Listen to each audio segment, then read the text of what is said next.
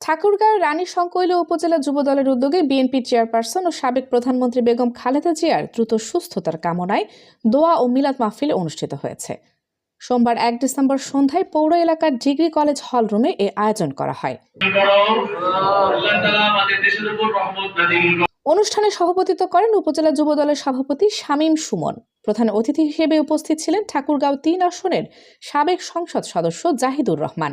মাহফিলে অংশ নেন উপজেলা বিএনপির সিনিয়র সহ সভাপতি নূর নবী, পৌর বিএনপির সভাপতি অধ্যাপক শাহজাহান আলী, উপজেলা বিএনপির সহ সভাপতি পান্না বিশ্বাস ও খলিলুর রহমান খলিল, যুগ্ম সাধারণ সম্পাদক অধ্যাপক মনিরুজ্জামান মনি ও মুনতাসির আল মামুন মিঠু সহ বিভিন্ন পর্যায়ের নেতৃবৃন্দ।